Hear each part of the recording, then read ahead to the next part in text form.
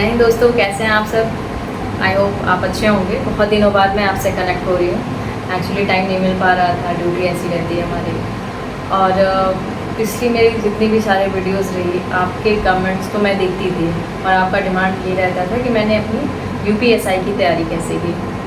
और मैं खुद सोच रही थी कि अपना जो एक्सपीरियंस है आपके साथ शेयर करूँ। तो आज मैं जो मेरी वीडियोज़ रहने वाली है वो इसी टॉपिक पे रहने वाली है कि आपको यूपीएसआई की प्रिपरेशन कैसे करनी है और मैंने क्या क्या फॉलो किया था, कुछ टिप्स होंगे।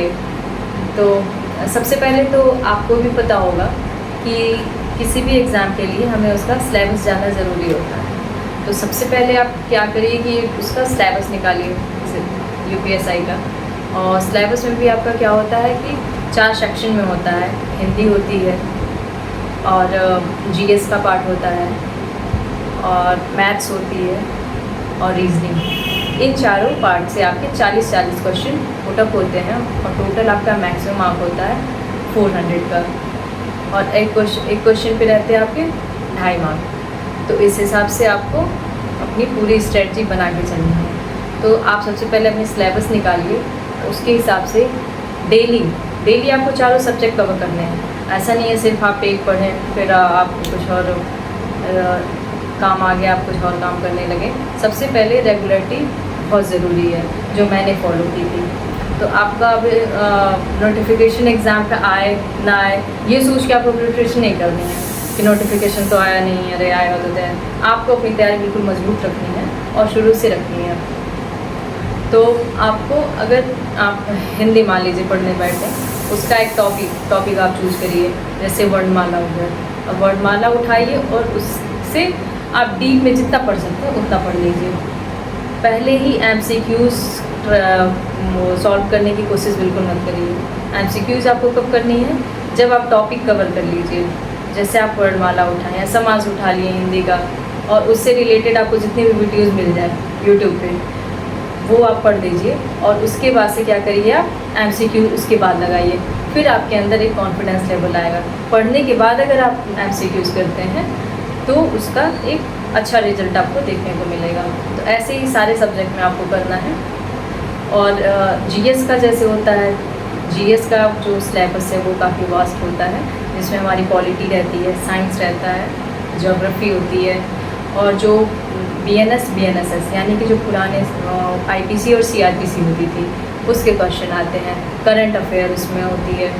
तो आपको क्या करना है, सबसे पहले करंट अफेयर तो डेली आप अपनी हैबिट में डाल दीजिए कि करंट अफेयर मुझे पढ़ना ही है डेली।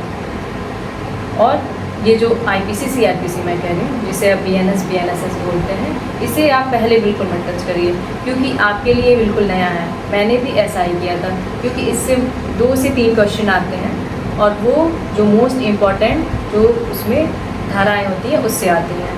तो वो धाराएं वो मैं बाद में आपको बता दूंगी। तो अभी आपको इस पर नहीं जाना है, अभी आपको फोकस करना है कि करंट अफेयर आपको डेली पढ़नी है। जब करंट अफेयर आप पढ़ना शुरू करेंगे तो उससे आपका स्टैटिक जीके भी कवर होता रहेगा। ये हो गया। और रीजनिंग में क्या करनी है, रीजनिंग में भी आप पढ़िए। अगर आप उठा लिए ब्लड रिलेशन, तो ब्लड रिलेशन कैसे सॉल्व करते हैं वो पहले आप तरीका जानिए।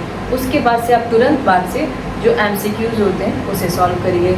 आपके पास अगर कोई बुक हो, एमसीक्यूज़ वगैरह की प्रैक्टिस बुक हो, उसे देख लीजिए। और ऐसे ही आपको मैथ में भी करना है। तो आपको सबसे पहले रेगुलरिटी जो मैं बता रही हूँ वो काफ़ी ज़रूरी है। तो आपको नोट्स बनाने हैं, डेली एक टॉपिक पढ़िए, उसका नोट्स बनाइए। उसके बाद से फिर उसी का एक टेस्ट दे दीजिए। ये 3 काम आपको डेली बेस पे करना है। और मैंने जो अपनी स्टडी की थी, मेरी सेल्फ स्टडी ही रही है। मैंने किसी कोचिंग इंस्टीट्यूट वगैरह को ज्वाइन नहीं किया था। तो आप चाहें तो सेल्फ स्टडी भी कर सकते हैं अगर आप सेल्फ मोटिवेटेड हैं तो। बाकी कोचिंग इंस्टीट्यूट लोग क्यों ज्वाइन करते हैं, क्योंकि उसमें आप रेगुलर बेसिस पे जाते हैं, आपके आसपास पढ़ने वाले लोग रहते हैं, कंपटीशन देखते हैं आप, तो पढ़ते हैं। तो वो सिर्फ इसके लिए होता है। लेकिन अगर आप सेल्फ मोटिवेटेड हैं तो अपना सिलेबस निकालिए और कोई भी यूट्यूब चैनल जिसकी भी लैंग्वेज आपको समझ आती हो, बुक लीजिए मार्केट से अच्छी सी और उसको फॉलो करिए। तो मैं क्या करती थी, जैसे कि मुझे जो भी सब्जेक्ट पढ़ना है उस सब्जेक्ट से रिलेटेड मैंने यूट्यूब पे सर्च कर दिया और कई सारी वीडियोज़ आ जाती थी, तो उस टॉपिक को मैं हर वीडियो से कवर करती थी। ऐसा नहीं सिर्फ किसी एक यूट्यूब चैनल से पढ़ लिया और मेरा हो गया, तो ऐसा नहीं करती थी, क्योंकि ज़रूरी नहीं है एक चैनल से जो आप पढ़ रहे हैं वही अपने आप में सफिशिएंट हो और वहीं से क्वेश्चन आ जाए। उस टॉपिक को आपको बहुत डीप में पढ़ना है। ये सोच के आपको नहीं पढ़ना है कि अरे यूपीएसआई तो है, छोटा एग्ज़ाम है, कौन सा यूपीएससी का एग्ज़ाम लगा हुआ है, तो आप डीप में बिल्कुल जा कर के पढ़िए। क्वेश्चन कहीं से भी बन जाते हैं, तो कहीं से भी क्वेश्चन आए तो आप उसे सॉल्व कर सकते हैं। इस तरीके से अपनी प्रिपरेशन करिए। और बाकी आपको अगर कुछ ना समझ आए और कुछ भी आपकी क्वेरी हो तो फिर से आप कमेंट में कर दीजिएगा। कोशिश करूँगी मैं फिर से आपको क्वेरी को मैं डील करूँ। और मिलते हैं फिर, चलिए नेक्स्ट वीडियो में। जय हिंद।